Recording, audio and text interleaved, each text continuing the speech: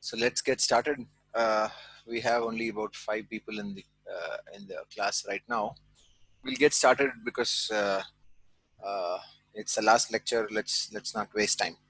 Okay. So any questions on the previous lecture or on the recording of this lecture that I had sent?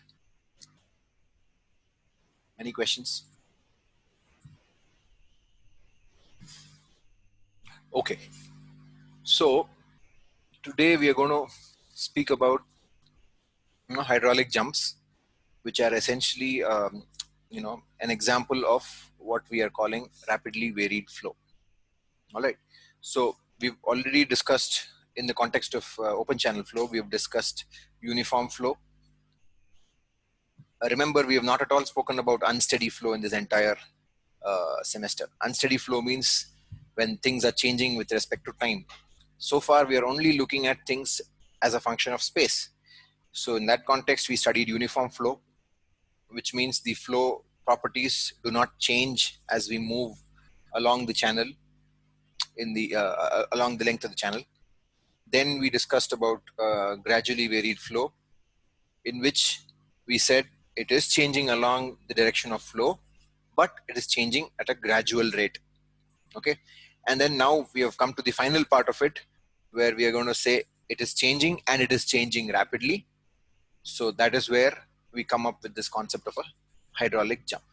Okay, so this is just to put it in context, right? So we have, from the very beginning to now, we have been adding more and more complexity as we move along, right? So initially we said nothing is changing, and then we did uniform flow. Then we said, okay, let's start to change something, but change it slowly.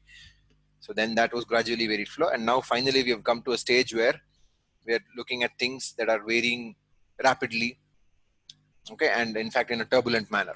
All right. Okay, so let's get into it. So hydraulic jump, the essential role of a hydraulic jump is that it is used to dissipate energy. Okay, so before defining what a hydraulic jump is, I'm telling you what the use is. Okay, so we'll define what it is. You just have to hang on. Okay, so the essential use of a hydraulic jump is that it is used to dissipate energy. Okay, and then now I'm going to tell you where these things happen. So we have not yet discussed what it is, but we are talking about why and where and so on. Okay, so hydraulic jumps are known to occur whenever there's a supercritical stream coming in contact with a subcritical stream.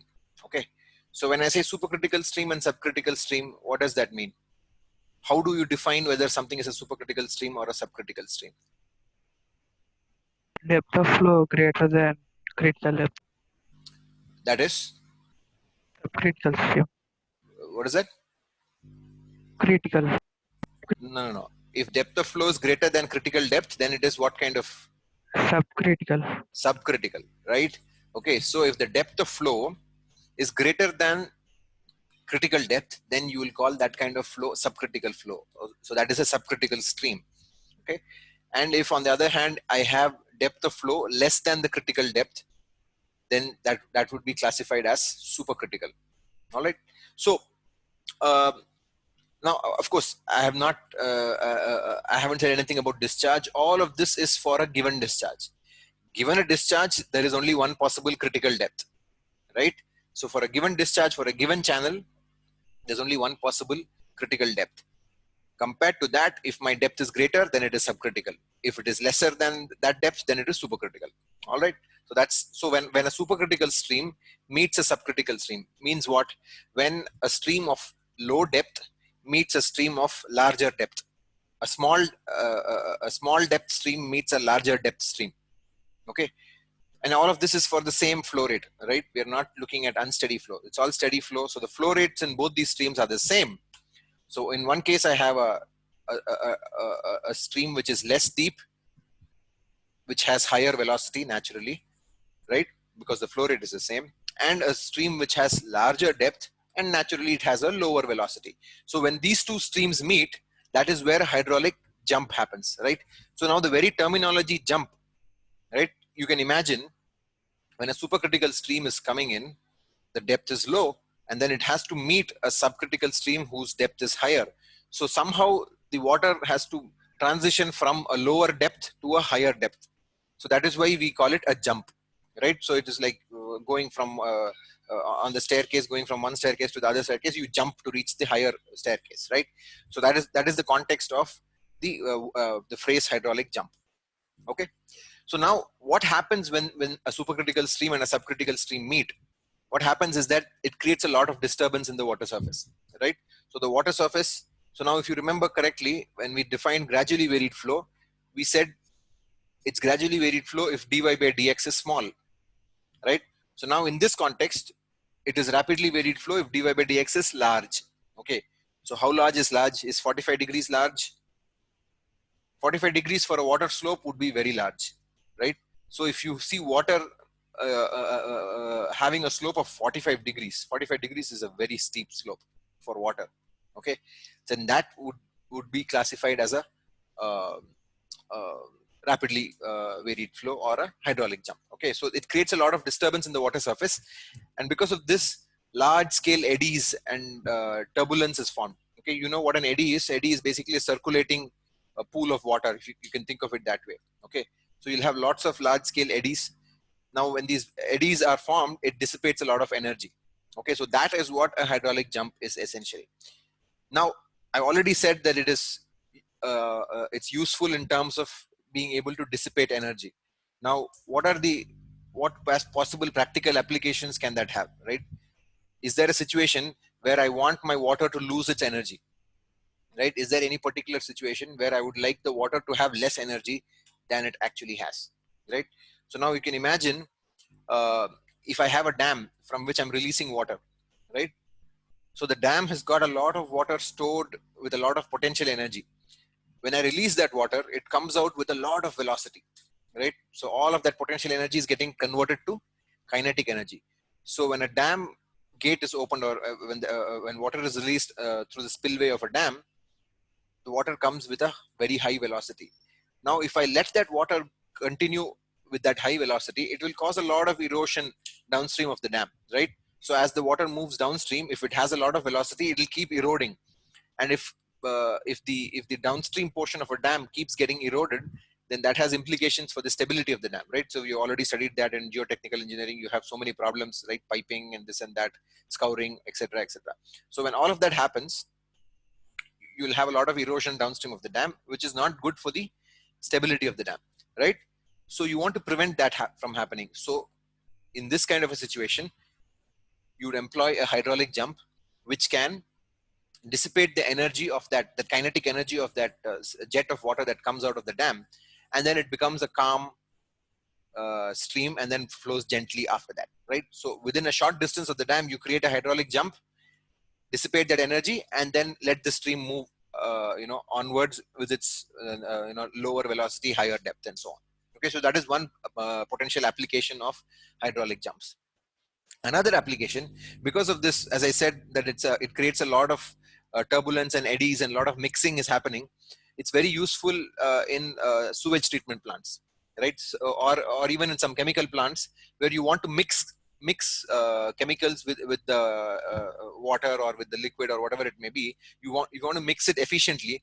It's most efficient if you have a nice turbulence and so on, which mixes up all the chemicals nicely, such that you get more efficiency in the, whether it is a sewage treatment plant or the chemical plant or whatever it may be, right?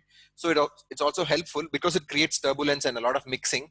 You can mix these chemicals and you can cause aeration to happen in a sewage treatment plant. So that is the usefulness of a hydraulic jump. Okay, so let us, without just discussing it in words, let us just try to look at what a hydraulic jump would look like. Okay, so here I have a schematic figure. This one is from Professor Subramania's book. So here you see over here on the left hand side, I have a stream flowing with a depth of flow y1, which is relatively small, okay, and a corresponding velocity v1, which is much very high, because if the depth is low, the velocity has got to be high, right? Now all of this is relative. Okay, this depth is low compared to a deeper depth downstream. Okay, so when I have a shallow depth y1, the velocity v1 is much larger. If v1 is larger than v1 square by 2g, the velocity head component of this jet, of this stream of water, will be very high. So I have y1 which is small and v1 square by 2g which is very large, as you can see. So that is, this dotted line is the energy line. Okay, so as I move from section 1 to section 2, at section 2 I see the flow depth is increased. Okay, flow depth is higher, y2. Okay, assuming the flow rate is the same, then naturally this velocity v2 will be much smaller, right? Because the flow rate is the same, the depth is increased, right? If v2 is small, then v2 square by 2g is also comparatively small compared to v1 square by 2g, right? So v1 square by 2g, large magnitude, v2 square by 2g, much smaller magnitude. Now the sum of these y2 plus v2 square by 2g, that's the dotted line that you see, dashed line, that is our energy line. So you can clearly see that the energy before the hydraulic jump was much high, and then after the hydraulic jump is much lower, right? So in between sections 1 and 2 is what you have, what we call the hydraulic jump. So as you can see, you see the water surface up to point 1, up to section 1, it's flat, more or less flat, and then suddenly there's a sharp increase in the slope of the water surface until it reaches the downstream point, and then after that it becomes stable again. Okay, so this is the hydraulic jump, right? What you see over here is the hydraulic jump. Okay, so now there's like different terminologies available for the hydraulic jump. So the beginning of the hydraulic jump is called the toe of the jump. Okay, so let me just write that. The beginning of the jump is called the toe of the jump. Okay, so section 1, you can think of it as the toe of the jump. And then here, section 2, you can call it the tail of the jump. Right? Tail of the jump means the end of the jump. Okay, so the jump begins at section 1 and ends around section 2. So the beginning is the toe and the end is the tail. Okay, so that's just the terminology that's used. All right. Any questions on this?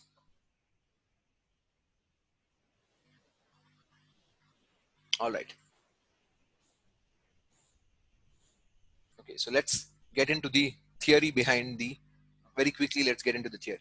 Okay, so what I'm going to do is I'm going to consider a hydraulic jump on a horizontal rectangular channel. Okay, I want to make it convenient for myself for this analysis. So I'm going to have a horizontal rectangular channel. Makes life a little bit easier. Okay, so let's have a schematic over here. So the reason I say it's a rectangular channel, a horizontal channel, is that it removes the weight component of the flow. Okay, so when I say horizontal, the weight is no longer acting in the x direction; it's acting in the z direction, downward. So it doesn't play any role in this. Okay, so it's more or less horizontal. Okay, so consider this section of a of a flow in which a hydraulic jump is taking place. So this one is from Munson et al.'s textbook. You can find it in the library.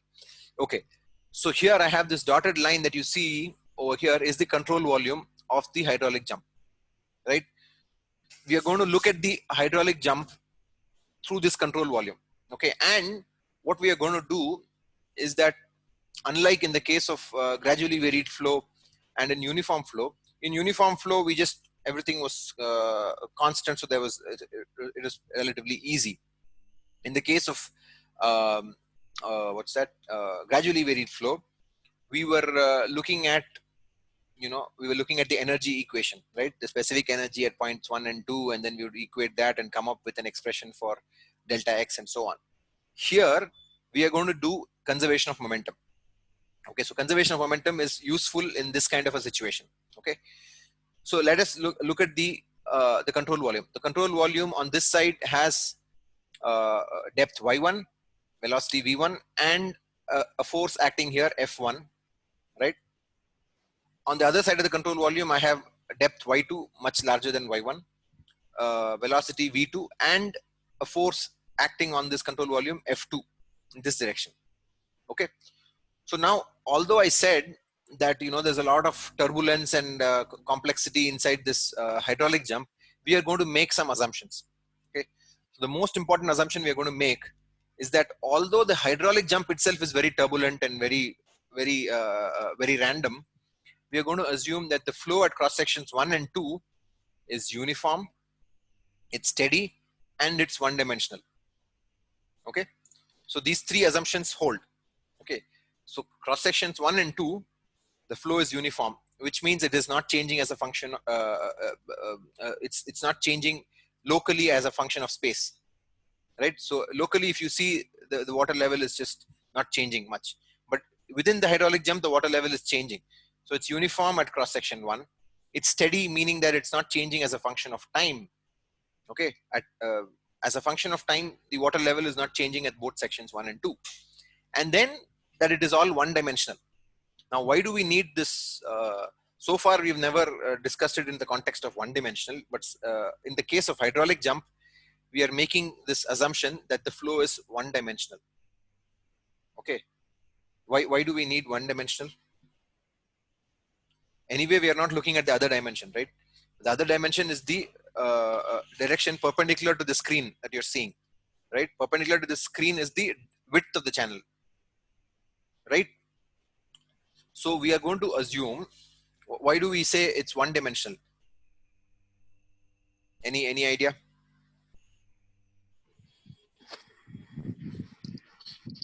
Yes. Same properties. What do you mean same properties? One dimensional means it's about direction. Along this direction same. Okay. So now, see, the thing is, in the case of a hydraulic jump, as I said, hydraulic jump is a turbulent random process, right?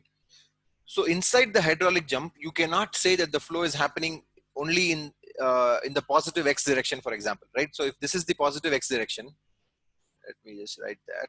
If this is the positive x direction, okay, if you look at the arrows over here, which is denoting the flow direction inside the hydraulic jump, the flow is not necessarily happening only in the positive x direction. See, you see this particular arrow, it's actually going backwards, right? So it's not one dimensional flow. And also you can't even ignore the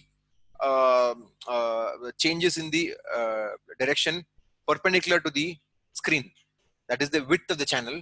In that direction also, a lot of mixing may be happening from within the hydraulic jump. You may have mixing happening in the direction perpendicular to the screen, okay, which means the width of the channel may also be experiencing mixing. So in that sense, it is not one dimensional inside the hydraulic jump. But we are assuming that when you go to cross sections 1 and 2, it is sufficiently far away from the hydraulic jump that the flow is essentially one dimensional. The flow is all happening in one direction and there is no change across the width of the channel. All right. So that is one important assumption. All right. Okay. Then the next assumption is that we are going to ignore the shear stresses on the bottom of the channel. We are going to ignore the shear stresses at the bottom of the channel. Okay. So why are we able to, or why should we make this assumption that we are ignoring the wall shear stresses?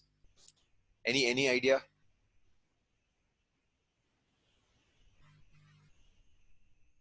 Okay. Now here's the thing. By the very definition of rapidly varied flow, things are changing over a short distance. Okay. So this distance between 1 and 2, if you remember from that gradually varied flow problem, it was some 8 kilometers or whatever.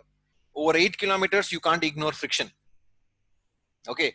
But if this distance is, let us say 20 meters or 30 meters, the distance is small enough, short enough that you can ignore the shear stresses on the wall.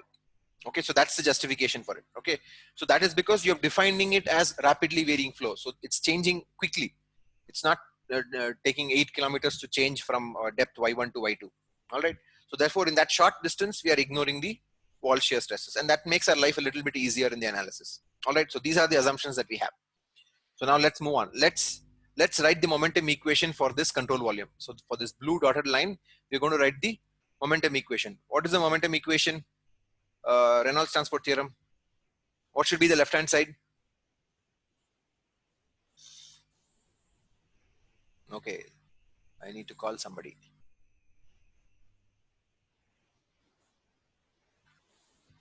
Sindhuja.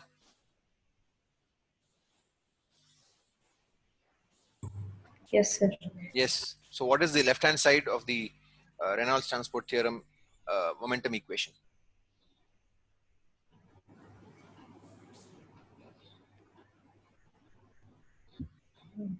You remember Reynolds transport theorem?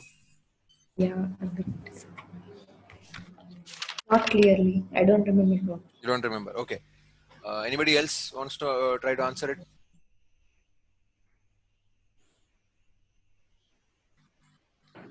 dp Okay. by dt.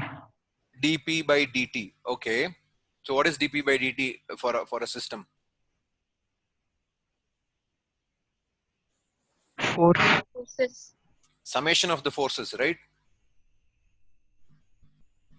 Right. So you remember. Yeah. Okay. So let us write our so dp by dt. P is the momentum, right, for the system, equal to, since it's a steady equation, I'm going to ignore the first term. If you remember the first term, it's d by dt of integral rho b dv and so on. Okay, we'll ignore that. That should be, we'll just write the second term, which is the control surface, rho times v, which is the times v dot n dA. Does this ring a bell? Right. So what is dp by dt of the system? So somebody said forces, the summation of all the forces. So this is a vector equation. So you can write this for x direction, y direction, z direction, and so on. So in this case, since we have assuming it's a horizontal bed, we can write this equation simply for the x direction. So in the x direction, what are all the forces acting on this control volume? F1, F2. F1 and F2. Anything else? Nothing else, right?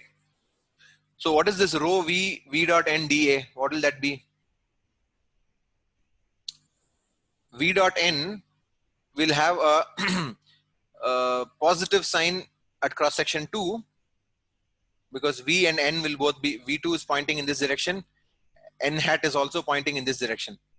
At this cross section, v1 is pointing in this direction and n hat is pointing in the other direction, right? So v dot n for this one will be negative, v dot n for cross section 2 will be positive, right?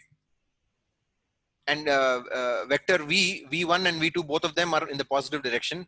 So you will get rho a1 v1 square, sorry, rho a2 v2 square minus rho a1 v1 square. That is what this entire term will become. So this will become equal to rho, I'll take rho out common, a2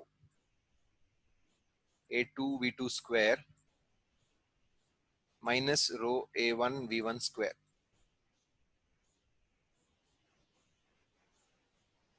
Right? So now what is a1 v1? a1 v1 and a2 v2, what are they equal to? Are they both the same? It's a steady state problem, right? Conservation of mass. a1 v1 equal to a2 v2, continuity equation, right?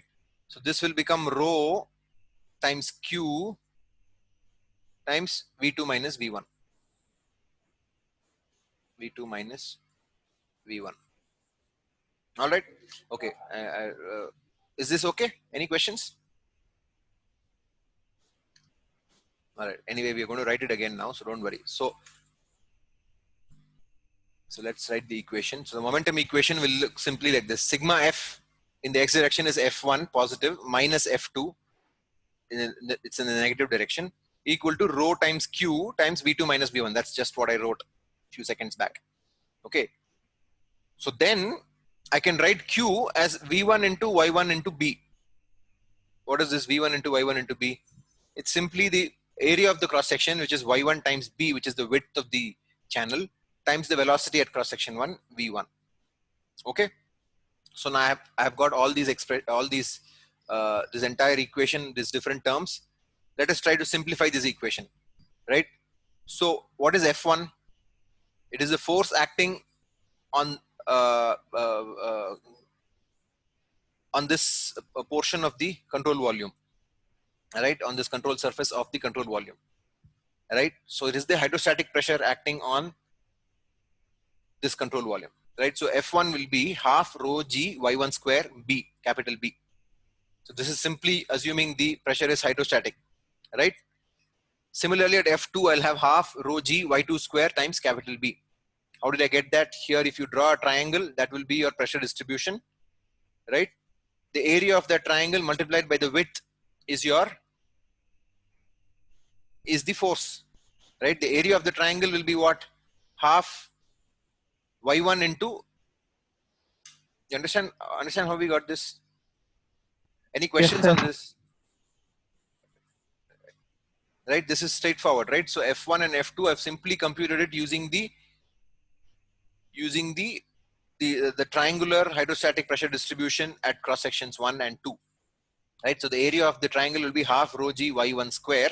I multiplied by the width of the cross section, that gives me the total force, right? You can, if you want, you can check the dimensions of this, it will come out to newtons. Okay, anyway, so we've got F1 and F2.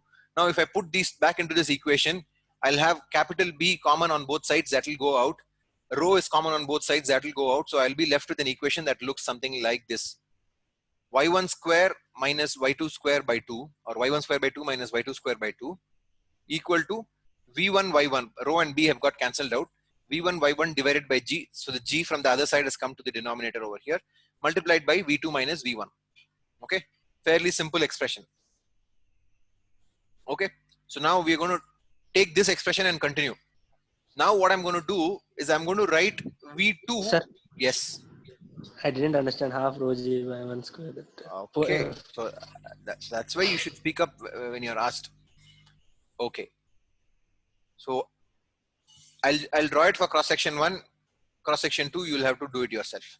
Okay, so at cross section 1, oh, I can't draw a rectangle here. Oh, sorry, triangle here, huh?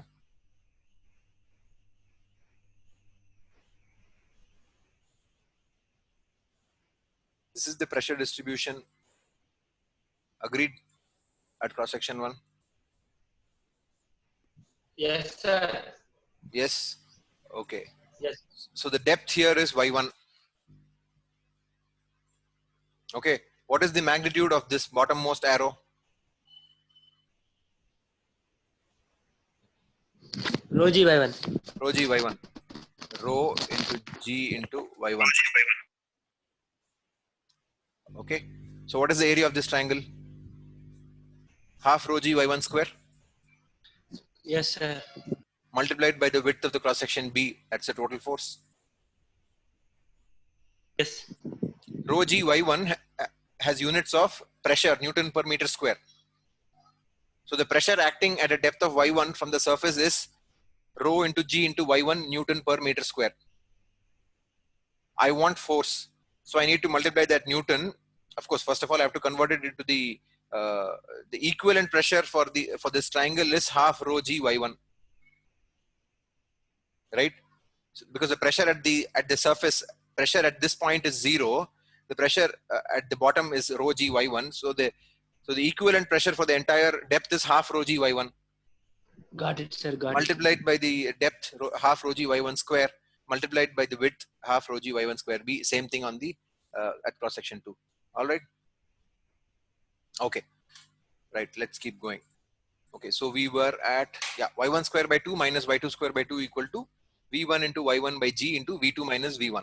Sir, I have got some other doubt. Yes. Go ahead. Sir, can you go to backslide? Yes. Sir, the water is moving from left to right now, sir. Yes. Means with hydrostatic pressure, how can it move from lower depth to higher depth? It is not okay. Okay. I'm not saying that it is moving from lower depth to higher depth. It's a good question. It's a valid question. This is the question that I was hoping somebody would ask. I will answer it. Hang on. Okay. We'll finish the derivation and then I'll answer it. Nobody has yet asked me that question. Let us ponder over it once we finish the derivation. Okay. Let's just wait. Okay. So y1 square by 2 minus y2 square by 2 equal to v1 y1 by g into v2 minus v1. Now I'm going to write v2 in terms of v1. Okay. What is v2 in terms of v1? It is v1 into y1 by y2. So I've just rewritten the same equation, except that I have rewritten v2 in terms of v1. Right. So I have v1 y1 by g into v1 y1 by y2 minus v1. This is just simply a1 v1 equal to a2 v2. I'm just rewriting it. Okay, then again this I simplify this by taking out the common terms. I get v1 square into y1 divided by g y2 multiplied by y1 minus y2. Okay, this is all fairly straightforward. You can work it out, not at all difficult. So now I have y1 square minus y2 square on the left hand side and a y1 minus y2 on the right hand side. So you can cancel out the y1 minus y2 with the y1 minus y2. You'll be left with a y1 plus y2 on the left hand side. So when you rearrange that, you get a much simpler expression that looks like this: y1 plus y2 equal to 2v1 square y1 by g y2. Okay, so now I'm going to do one more trick. I'm going to divide this equation on both sides by y1. I'm going to divide both sides of the equation by y1. What happens? 1 plus y2 by y1 equal to 2v1 square by g y1, right? Multiplied by y1 by y2. I'm not cancelling out the y1. I'm keeping it like this for a reason. Okay, I could cancel out y1 and y1 here, numerator denominator, but I won't do it, because what is v1 square by g y1? What is v by under root gy? Proud number. Froude number. So v1 square by g y1 is Froude number square, or Froude number at cross section 1 square, right? So this v1 square by g y1 is Froude number at cross section 1 square. Okay, then I rearrange this equation and I get something that looks like this: y2 by y1 square plus y2 by y1 minus 2 Froude number 1 square equal to 0. Very convenient, right? So I've got this quadratic equation in y2 by y1, which I can very easily solve. I'll solve it and I get this expression: y2 by y1 equal to half minus 1 plus under root 1 plus 8 fr1 square. This is the quadratic formula. You all know this. But I have quadratic formula has two solutions, right? One is minus 1 plus whatever is written here. The other solution is minus 1 minus under root, right? Whatever, what is it? Minus b plus or minus b square minus 4ac by 2a, whatever it is, right? So that plus or minus, I have removed that minus solution. That is also a perfectly valid mathematical solution, but it doesn't make any physical sense, because if I have a minus over here, I'll get y2 by y1 equal to some negative number, which means the ratio of these upstream and downstream depths is a negative number, which makes no sense. So I get rid of that negative solution. I'm left with this positive root of this equation. So that is my solution for the ratio between y2 and y1. Now the interesting thing is this y2 and y1 are called the sequent depths, right? They're called the sequent depths of a hydraulic jump. Okay. So now I'm not sure if I told you when we discussed about specific energy, for the same specific energy you have two possible depths in the channel, right? If you remember the specific energy diagram, for a given specific energy greater than the minimum energy, you can have two possible depths. Those depths are called alternate depths, right? I'm not sure if I mentioned this in the earlier lectures, but I mentioned it in the video recording. And then I suddenly remembered that maybe I didn't say this in the class. So those two depths are called alternate depths, which are the depths, the subcritical and supercritical depths for the same specific energy. This y2 and y1 are called sequent depths, which are the depths before and after a hydraulic jump. Okay, that's just a terminology that's used. All right. So any questions on this derivation? No, sir. Okay, none from Chakradhar. Anybody else? Okay, so let's keep going. Okay, so now we are going to talk about energy loss in the hydraulic jump. Okay, so from the same figure, as you can see, this dotted line represents the energy line. As the hydraulic jump happens, the energy line drops and comes to a new level. Okay, so I'm going to consider the energy equation y1 plus v1 square by 2g equal to y2 plus v2 square by 2g plus whatever energy loss has happened in going from 1 to 2. Okay, in this figure it's given as HL, but I prefer to use EL for energy loss in the hydraulic jump. Okay, doesn't matter, it's just a symbol. EL is my energy loss. Okay, so now you've already derived an expression for the ratio between y2 and y1, right? That big expression that we just previously saw, y2 y1 We already know the relationship between V1 and V2 and so on. You put all that into this expression, you can solve for energy loss. I'll leave the derivation to you. So EL, if you solve this entire equation using all that you have derived so far, you will get this relatively simple looking expression, Y2 minus Y1 cube divided by 4Y1 Y2. Okay, so this is the energy loss that is happening in a hydraulic jump. Okay, so sometimes this energy loss is also represented as the relative energy loss. Relative energy loss, EL by E1. What is E1? E1 is the incoming specific energy. Okay, so if I had E1 amount of specific energy before entering the hydraulic jump, how much do I lose by the time I exit the hydraulic jump? So the energy loss as a percentage of the original incoming specific energy. Okay, so that again, if you do some fancy algebra with this term, divide by E1 and so on, you will get this big complicated expression. Basically, it is an expression where you can express the relative energy loss just by putting in the incoming Froude number, right? So the FR1 is the Froude number of the incoming stream, right? So if I know the Froude number of the incoming stream, I can predict what the energy loss will be, or the relative energy loss will be at the end of the stream without knowing anything else, right? Just this expression. I'll leave the derivation to you. Okay, you can all do it. It's not very difficult. It's just cumbersome. You'll have to make sure you're all writing everything in terms of FR1 square and so on. Not very difficult. Okay, so EL by E1, you have this entire big expression. Now, if the incoming Froude number is 5, then the energy loss is 50% of E1, right? If the Froude number, in fact, if the Froude number is even higher, if it is 10, 15, 20, energy loss can be as high as 90%, right? You can lose 90% of the energy of the incoming stream can be dissipated, and you are left with only 10% of that energy, right? So if the outgoing stream has got lesser velocity, lesser energy, it will cause less erosion, right? So that is the whole purpose of the hydraulic jump. Any questions?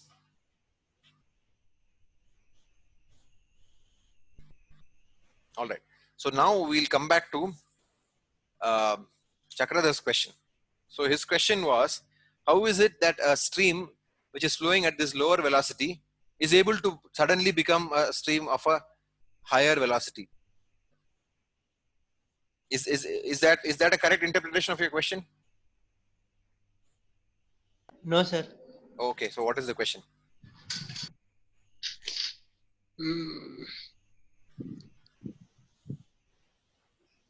Sir, you answer that question. Next, I will ask my question. Oh, answer the question that I said. Oh, okay. So now here's the thing. It is not that this situation is created out of thin air. This downstream depth is something that we control. Okay, so I'll draw a figure. Maybe that will you know what? I'll remove all this text here so I can write a little bit freely. Okay, so imagine I have a dam. Okay, this is that common figure of a dam that you all see. Okay, the dam will usually have a spillway where the water will come out. Okay, so if I release the water, let's say the dam water level is over here, and I release the water, it comes out with a very high velocity and comes as a very, oops. Okay, so just imagine that this is the bottom of the stream. Okay, so the water is coming out with this very great velocity. It's coming out like this. So this portion, this is this cross section 1. Okay, imagine that this is what it is. What is done is that this portion right after the dam is called a stilling basin. Stilling basin.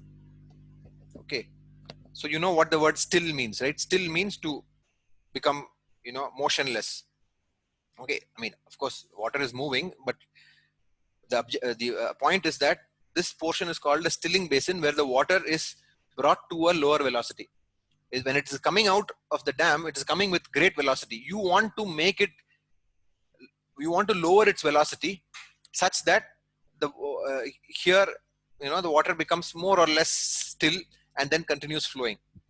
Okay, so what is done is that at this end, you may have a kind of like a wall, okay, of a certain height.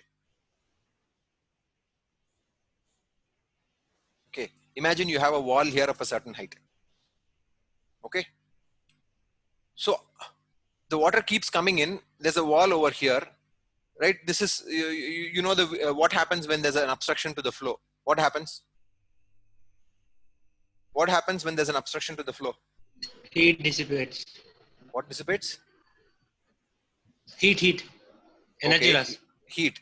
But if the water has to keep flowing over here, what has to happen to the depth over here? So the depth has to become something like this, and then it will flow over this, just like, you know, and then it will keep going. Correct? So by constructing some kind of a wall here, okay, I am artificially causing the water level here to rise up. If there's no wall here, this stream will just keep going with this small, low depth. I construct a wall here so that the water level builds up here. So the water level builds up here. So then I have a subcritical stream and a supercritical stream. Now they are meeting. So then when that happens, a hydraulic jump happens. Does that answer your, is that, so it is not that this subcritical stream didn't come out without human intervention. We intervened here and we caused the water level here to rise artificially by constructing an obstruction to the flow. So the water level rises here, right? Because the water level is higher here and the water level is lower here, somehow the water has to do the hydraulic jump to reach that water surface, and then the flow continues. Sir, yes, this partially answers my question, but my one more question is, in the equation when F1 equal to, we are equating half, we are just equating it to hydraulic pressure. Yeah. That means, but the force is also force on this control volume is also momentum is also imparted by the velocity of the fluid. It was considered, na? We didn't ignore it. On the right hand side, you had the momentum flux entering and leaving the control volume. Yes, sorry, got it. Okay. Yeah. All right. So this is how, you know. So a lot of research has gone into hydraulic jumps. Okay, a lot of research. So you just go online and just put in the word hydraulic jump. You will see so many people have tried to understand it because it has such practical significance. So important. Okay. So that is the you know, kind of, I thought nobody in the BTech class has ever asked this question. How does a subcritical stream and how do they come in contact? They come in contact because I artificially make it happen. I construct an obstruction here, raise the water level so that this stream has to meet a subcritical stream, and then it creates a jump. Okay, so it is a, no. Nobody's before this has asked that question. That's what I said. I have given you the credit. Okay. Thank you, sir. All right. So let's move on. Let's solve one quick problem. I gave this problem in the video. Did anybody try to solve it? You know, all the equations are there. You can just have.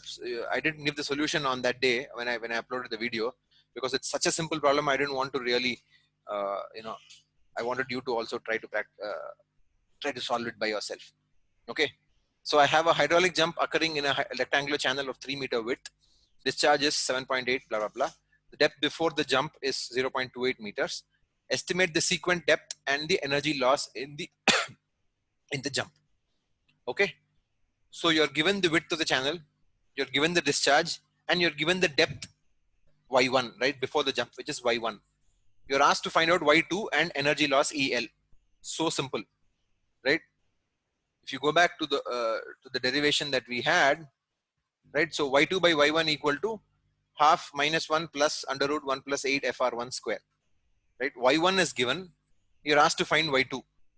Froude number is not given, but you are given the discharge and the width of the channel and so on. Similarly, energy loss. Let us say you found out y2 from this equation. So you know y2 and y1. Then you come here, you put it into this equation, you get the energy loss. Very, very simple. Right? So let's just solve it. So first you solve for the velocity at cross section 1. V1 equal to q by by by1. Q by area.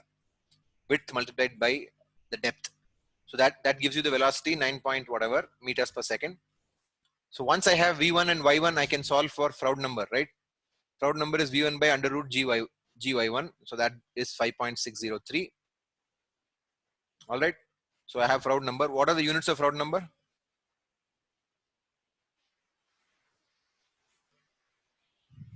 Units.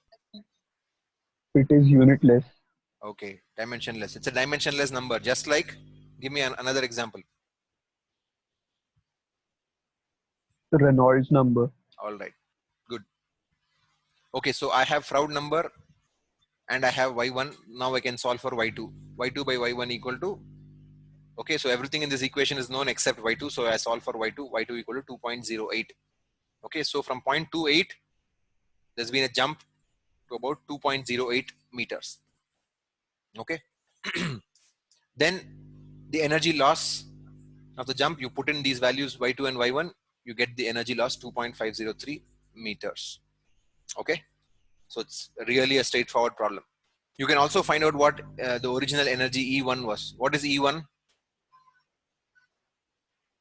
What will the energy E1 be? Y1 plus V1 square by 2G. Y1 plus V1 square by 2G. And then you can find out what the relative energy loss is. EL by E1 will be the relative energy loss and so on. Okay. So there's also empirical expressions available for the length of the jump. Okay. So the length of the jump, I didn't bring that in. So the length of the jump, Lj, is typically a function of the Froude number. Okay. So so lots of empirical equations are available. Lj equal to 3.6 Froude number 1 if Froude number is between so and so and so and so. Lj equal to whatever 9.8 into Froude 1 or so on. I'm just making up some numbers. Okay, so that kind of empirical equations are available, but that's just, you can pick it up from any textbook. There's nothing fancy about it. Okay, it's not all that difficult. Okay. So there's just one more slide left. That's also fairly, jumps are basically classified into these 4 or 5 different categories depending on the Froude number of the incoming stream, right? So this is also available in any textbook. You can look it up. It's not a big deal. And I mean, I'm not expecting that you memorize all these numbers, but it's just for your information to know that, depending on the Froude number of the incoming stream, you may have different kinds of jumps. Okay. So with that, we have come to the end of the semester. All right. So please hang on for a few minutes. I would like to, maybe hear a few words from each one of you. See, what you thought about how it went. Whether it was useful, what can be improved, what was not so good, and so on. Okay. So if you can please just spend a couple of minutes and just give some feedback, that would be useful. Okay, maybe we'll start with A for Aditya. Oh, somebody's left the room. Yes, sir. Yeah, Aditya, go ahead. Sir, I felt that the course was very interesting. I mean, the way you taught the course, I felt it was very interesting, and like every time the class was held, I was curious about what was being taught. So, I mean, the whole semester you kept us like into the motion, and Okay. I enjoyed it. Okay, thank you. Anything about this e-learning business? Anything that you didn't like, did like, whatever it is? No, sir. This is e-learning is not better than our regular classes. Thank you. Absolutely. So you're saying that we teachers are useful in the class. Thank you. Yes.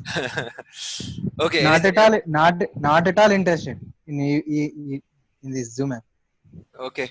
So Purushandar, any other comments? course was little interesting, sir. Little interesting. All right. Thank you. No problem. Whatever is your opinion is your opinion. Who's next? Ajay. Yes, sir. It was very good. I liked it a lot. Okay.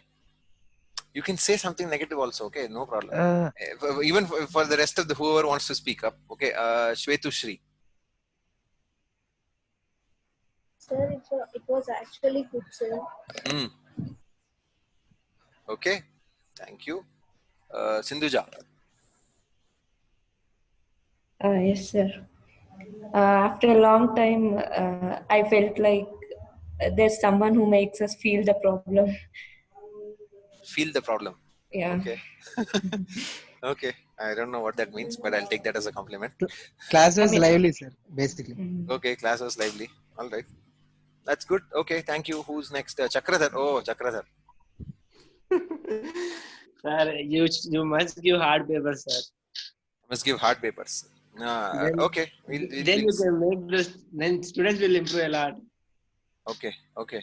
Okay. And That's one way of improving students, is what you're saying. yeah. Are you saying that that's the only way of improving students?